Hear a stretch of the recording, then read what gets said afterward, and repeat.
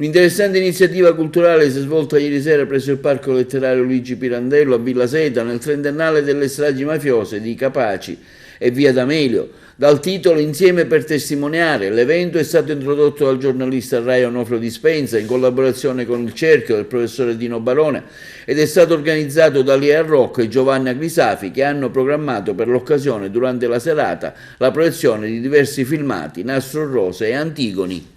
Sono i 30 anni degli annientamenti di Capaci e Via D'Amelio. Noi nel 2003 come Istituto Tecnico Foderà abbiamo lavorato insieme con Giovanna Grisafi ad un laboratorio teatrale e cinematografico per dare spazio alla voce di Antigone. Sono venuti fuori dei video molto belli e abbiamo pensato di riproporli oggi nel trentennale, evitando qualsiasi retorica, invitando soprattutto i ragazzi e le ragazze che sono stati i protagonisti di questi video e i docenti e poi il pubblico che voleva venire. Con grande semplicità, ci sembra il miglior modo per ricordarli tutti. Io conducevo il laboratorio cinematografico e Lia mi ha proposto di fare qualcosa sull'Antigone. All'inizio sembrava una follia e invece abbiamo lavorato tantissimo, 8 mesi di lavoro extrascolastico, anche di domenica, ricerche infinite, però poi il lavoro è stato premiato. È stato riconosciuto come una delle migliori pratiche dal MIUR e proposto attraverso internet. E che cosa devo dire? Dico che sono felice e triste in questo giorno.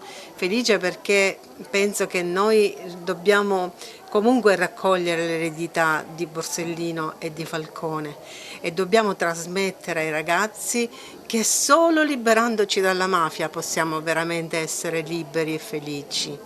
E questo lo dobbiamo ai 2 giudici che hanno lottato per noi, per rendere questa nostra vita migliore.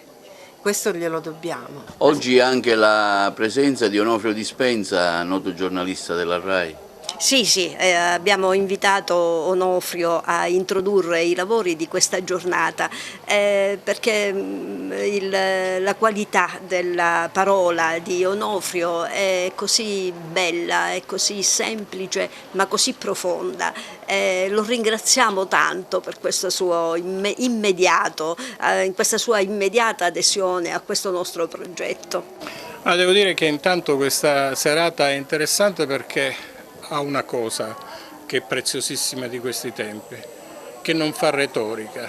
Attorno a questi anniversari c'è molta retorica e come ha fatto capire recentemente Scarpinato in una intervista che ha fatto, un intervento che ha fatto all'indomani del 23 maggio, molta retorica attorno a questi ricordi funziona sostanzialmente come fumogeno che allontana la verità.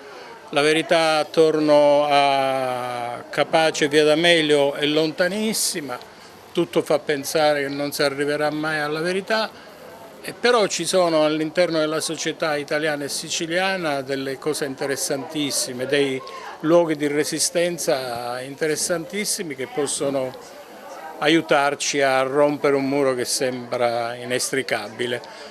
E diciamo che questo è un colpo di scalpello, ecco, su questo muro. Cosa ricordi tu che hai raccontato in quei giorni, quei momenti difficili? Ma guarda, io ricordo soltanto che quando ci fu Falcone mi impressionò il fatto che io per motivi familiari il giorno prima sostanzialmente ero passato sull'esplosivo che avrebbe posto fine alla vita e all'opera di Falcone e fu scioccante. La cosa invece scioccante fu la morte di Borsellino, perché tutti quei giorni che ci separarono dalla morte di Falcone alla morte di Borsellino, ogni giorno noi pensavamo che il prossimo sarebbe stato Borsellino.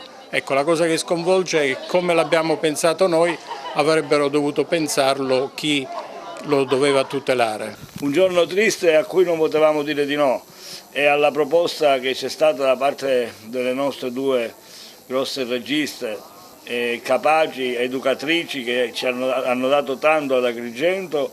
Abbiamo detto subito di sì perché era giusto che la cittadinanza o gli invitati, che sono numerosi stasera nella nostra sala del caffè letterario, potessero apprezzare ciò che è stato fatto negli anni a proposito di questo anniversario, per ricordare le figure di Borsellino, che purtroppo in quella giornata ha perso la vita insieme alla scorza in quella strage di cui ancora non sappiamo la verità.